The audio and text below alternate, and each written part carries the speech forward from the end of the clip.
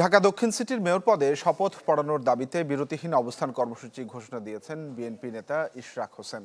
সকালে নগর ভবনে সমর্থকদের অবস্থান কর্মসূচিতে অংশ নিয়ে এই ঘোষণা দেন তিনি।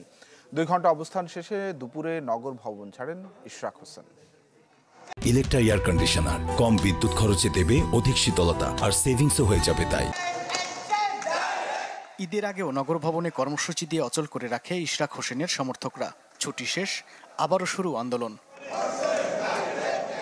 যোগ দেন মেয়র পদের দাবিদার ইশরাক হোসেন নিজেও। ঘোষণা দেন বিরতিহীন অবস্থান কর্মসূচির। অভিযোগ করেন এর আগে মব তৈরি করে তার শপথ গ্রহণ বাধাগ্রস্ত করা হয়েছে। এ সময় নির্বাচন কমিশনকে প্রভাবিত করার অভিযোগও তোলেন ইশরাক।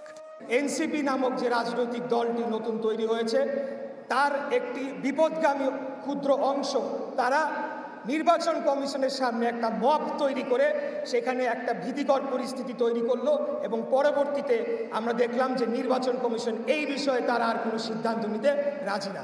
নতুন করে আন্দোলন বিরতিহীনভাবে আমরা অবস্থান কর্মসূচির ঘোষণা দিচ্ছি। নগর ভবনে আমরা জনগণকে নিয়ে অবস্থান করব। নগর ভবনের অচল অবস্থার জন্য স্থানীয় সরকার মন্ত্রণালয়ের উপদেষ্টা সচিব সহ কর্মকর্তাদের দায়ী করেন বিএনপির এই নেতা।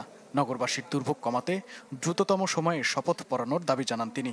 নগর ভবন যে একটা অচল অবস্থার মধ্যে চলে গিয়েছে, সেটার জন্য দায়ী একমাত্র স্থানীয় সরকার, যে বর্তমান স্থানীয় সরকার মন্ত্রণালয়, তার উপদেষ্টা, তার সচিব এবং অন্যান্য কর্মকর্তারা যারা বাধা দিচ্ছে।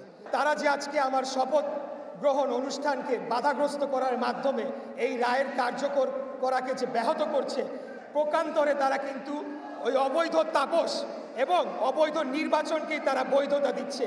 গেল কয়েক সপ্তাহ ধরে নগর ভবনে অবস্থান নিয়ে আন্দোলন করছে ইশরাকের কর্মী সমর্থকরা। বন্ধ দক্ষিণ সিটি কর্পোরেশনের নাগরিক সেবা কার্যক্রম। মাহবুবুর রহমান, চ্যানেল 24, ঢাকা।